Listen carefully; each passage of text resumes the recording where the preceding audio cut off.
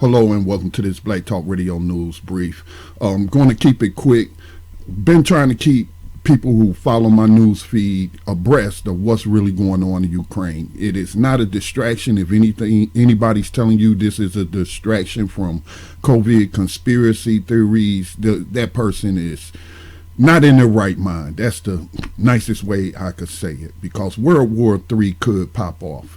And it's just so ironic or so tragic that Nazis are once again involved in case, you've been gaslighted by different mainstream media outlets, particularly MSNBC. I've seen, I believe, the Young Turks, when you want to talk about YouTube alternative, news programs and what have you. They've been really trying to play down that Nazi angle, the Ukrainian Nazis. And, even if everyone in their government, like Zelensky, President Zelensky, doesn't associate with or have any membership, official membership, in any of the Nazi right-wing parties, political parties, and militias inside of the Ukraine, that still makes him a collaborator, because he collaborated with these people to bring, to overthrow the democratically elected president of Ukraine in 2014. They had a democracy. But anyway, they keep trying to play down this Nazi angle, as we saw Kamala Harris dishonor what's that, the Edmund Pettus Bridge, where civil rights marchers, including John Lewis, were attacked by police on horseback as they were marching for civil rights and marching against racism and white supremacy, and they were violently attacked. And she went there recently during that anniversary commemoration and tried to compare these racist Ukrainians to African Americans and their allies during the civil rights march, who were fighting against racism and discrimination. But here, you have this Ukrainian presenter.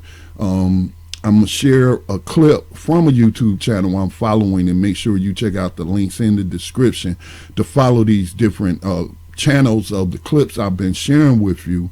He's going to show where this Ukrainian billionaire who has a news channel, he's like a Rupert Murdoch or whoever owns, you have corporations own in a number of different outlets, and then we think they're competing against each other, and they're owned by the same billionaires. But anyway, it's a billionaire Ukrainian who has news media, because it's very important when you want to brainwash people to have the power of the media behind you or in your arsenal. But one of his presenters just said the quiet part out loud, and really they haven't been quiet about it in Ukraine over the past 8 years. They have been out front, open, and with their displays of Nazism and their brutality against Russian-speaking Ukrainians and the LGBT community. And I posted a little brief excerpt of a report how in the Donbass region, their parliament voted to suspend human rights and observing international treaties on human rights. In the Donbass region, the place they're calling where these rebels occupied, but what were they rebelling against? But the government that was installed by the United States and the CIA and State Department after the 2014 coup, which then sought to, through legislation, oppress those people in the Donbass region, and they voted for their independence. Okay, so anyway, this Ukrainian news presenter says the quiet part out loud, except for it's only the Western news sources that's trying to keep this part quiet. Again, this thing that I'm about to show you is truly so shocking. I don't even know where to begin, and I'm not exaggerating. I wish I was exaggerating. This is unbelievable. So Dan Cohen posted this. He said, Ukraine 24 presenter goes full Nazi, endorses Adolf Eichmann to call for genocide of Russians. Look at this clip.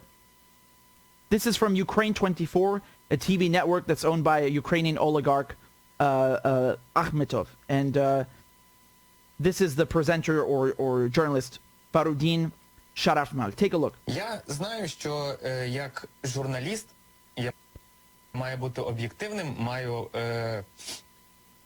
бути виваженим для того, щоб повідомляти вам інформацію з холодним серцем, але направду триматися зараз дуже важко, особливо в такий час. І якраз уже нас на Росії називають нацистами, фашистами і так далі. Я дозволю собі зацитувати слова Адольфа Ейхмана, який сказав, що для того, щоб знищити націю, потрібно нищити в першу чергу дітей.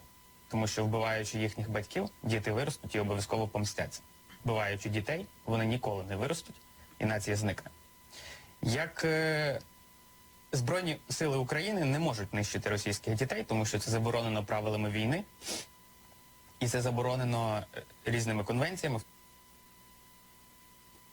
тому числі Женевськими. Але я не зі Збройних сил України.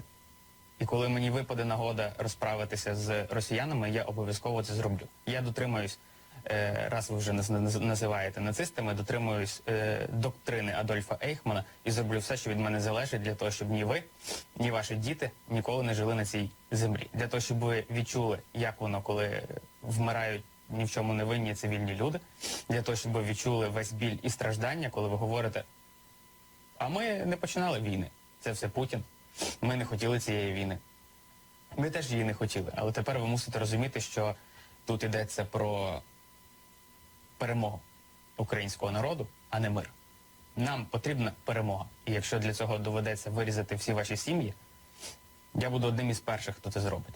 Слава нації! І сподіваємось, що такої нації, як Росія і росіяни, ніколи більше не залишиться на цій землі. Тому що це просто виродки, які засмічують цю землю. І якщо в українців є можливість, що вони зараз в принципі роблять, трощити, різати, вбивати, душити москальноту, я сподіваюся, що кожен внесе свій вклад і замочить хоча б одного москаля. Honestly, I'm speechless. I don't know what to say.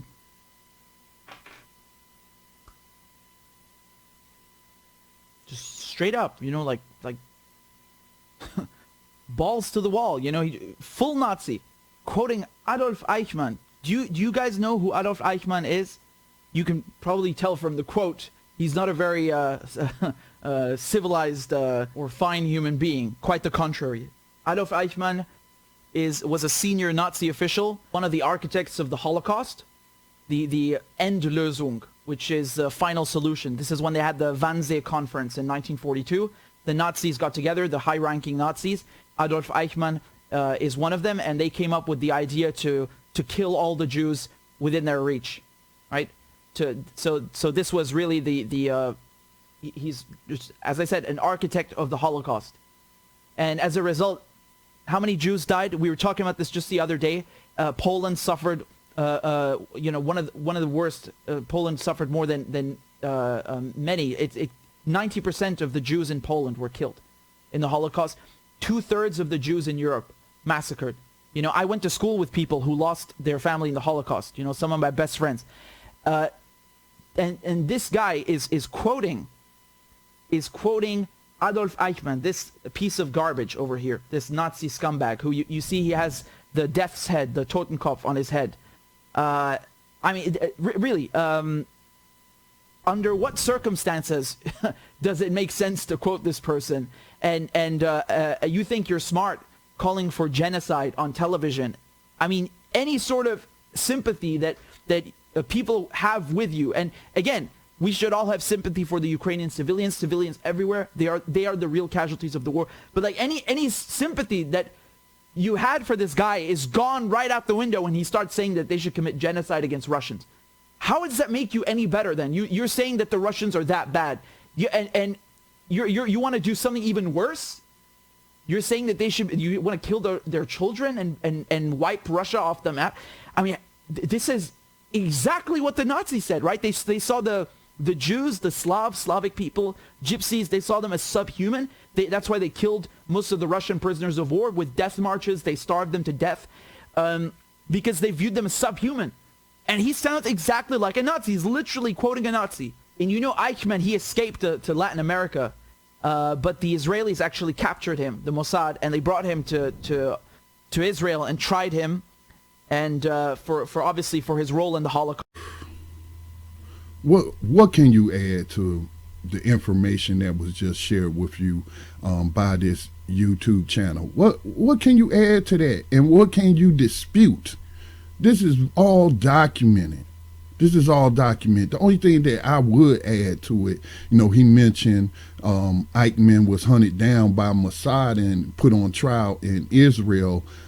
First note, it's pretty tragic that I've seen one report, not a whole lot, but at least one report that the Israeli government is also supplying ammunition and weapons, which they probably got from the United States, but they do have their own defense industry and make their own weapons. And I'm sure if the Israeli public knew that, they wouldn't be too happy with their government siding with bona fide Nazis.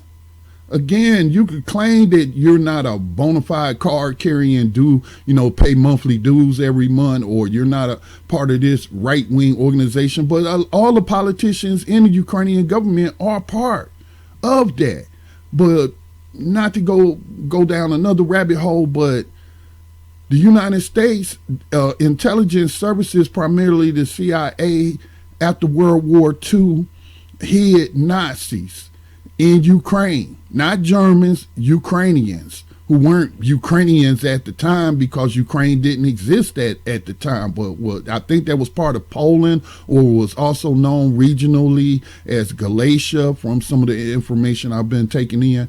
But the CIA hid them, and this was also confirmed in U.S. reports when the CIA memos were declassified in the 90s. Okay, that they were recruiting Nazis to fight an insurgency against the Russians after Ukrainian Nazis after World War II, after the Russians, or the Soviet Union at the time, liberated that region from the Nazis. And the U.S. government helped them. You know how many Russians were killed by Nazis? 27 million. He mentioned the Jews. There's estimates as high as 11 million. You're talking 27 million Russian people targeted because of their ethnicity and their language, the things that make a quote unquote people or a nation. The Nazis is trying to exterminate them. And if you remember Pastor Nia Moeller, who was he was a Christian priest. I think he was Catholic. You can look him up, but he has a famous speech, talking about first the Nazis came for whoever, and then, it got down to me, and there was nobody left to stand for me, stand up, against the abuses of my human rights. And so I think I shared that image of that on my Facebook profile. That's still up for now. That's still up for now. But anyway, I shared that quote. In the very first line in they came for the communists. And it doesn't matter to these Ukrainians or their allies in the United States and throughout Europe. It doesn't matter that these aren't communist people in the Donbass region, and Russia itself is no longer communist. Again, that came to an end in the 90s, but they are capitalists with their own corrupt oligarchs and billionaires and what have you. So it's pretty much the same as it is in the United States.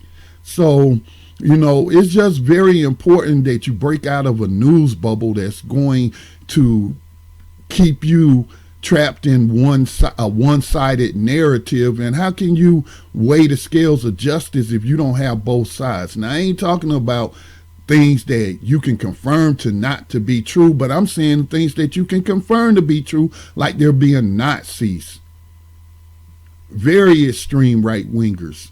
And this should particularly concern people here in the United States, people of color, and those classified as Jews and identify themselves as Jews, like Heather Heyer, who was a victim of the Nazis and their aligned other white nationalist groups, the neo-Confederates. We all saw the flags in Charlottesville.